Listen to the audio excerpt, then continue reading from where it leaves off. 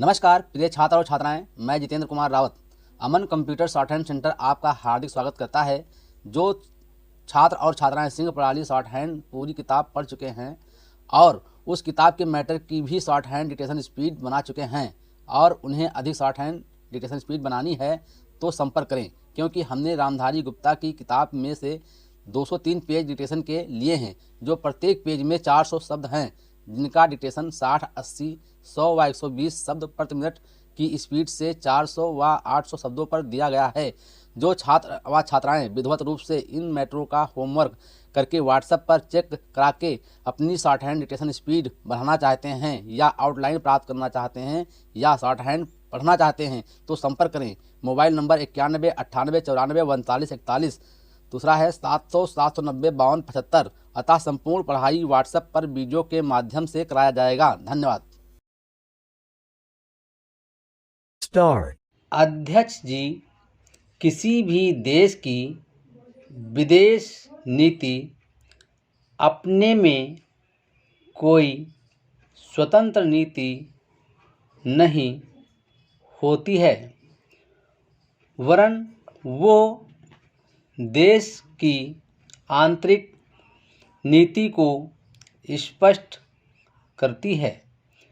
उदाहरण के लिए हम अमेरिका को ले सकते हैं। उसने अपने यहाँ अधिक अन्न पैदा किया और जब उसके पास अनाज फालतू बच गया तब वो अपने बकाया अनाज की बिक्री के लिए ऐसे देशों की तलाश करने लगा जो उधार पर माल ले सकते हों।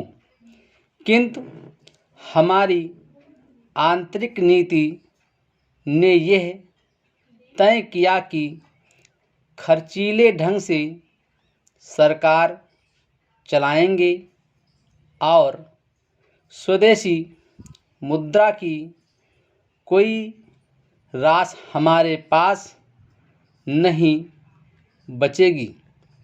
हमने कर भी लगा दिए और मुद्रा प्रसार भी कर दिया।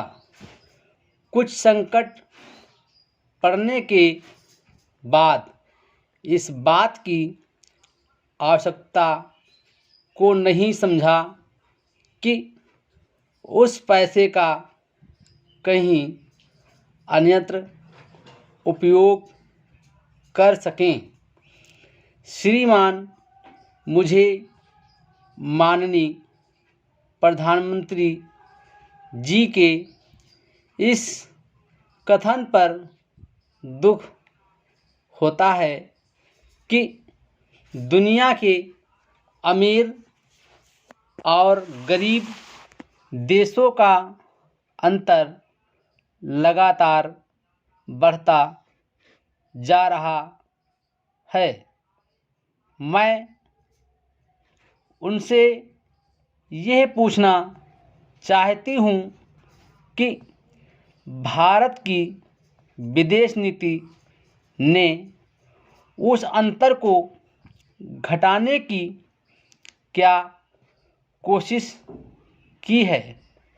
क्या भारत सरकार ने कभी दुनिया की पंचायत में यह कहने की हिम्मत की है कि बलिया मताधिकार के आधार पर यूएनओ का चुनाव होकर एक संसद बनाई जाए? और क्या आप में यह देखने की हिम्मत है कि फौज के हिसाब से कर लगाकर एक विकास का खाता खोल दिया जाए। जो देश विकसित है उनके मज़दूरों का 1 घंटा हमारे देश के मज़दूरों के 100 घंटों के बराबर माना जाता है, क्योंकि उनके पास साधन है। इसीलिए यह अंतर और भी बढ़ता चला जा रहा है। किसी देश के अंदर आंतरिक नीति में अमीरी और गरीबी का अंतर बढ़ता चला जा रहा हो और वो दुनिया के देशों में विद्यमान अमीरी और गरीबी के इस अभिशाप को समाप्त करेगा। यह समझ में आने वाली बात नहीं है। अब मैं आपका ध्यान एक और बात की ओर दिलाना चाहती हूँ। पूर्वी जर्मनी को मान्यता देते हमें परेशानी होती है, इसलिए कि शायद पश्चिमी जर्मनी को बुरा लगे, लेकिन पश्चिमी जर्मनी ने तो अपनी रक्षा का भार दूसरों पर छोड़ दिया है। उसने अपनी पूरी शक्ति इस प्रकार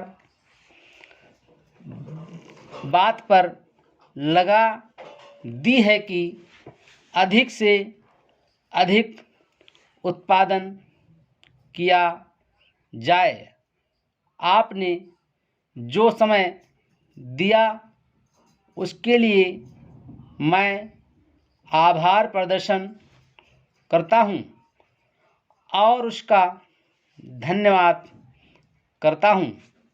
फुल स्टॉप।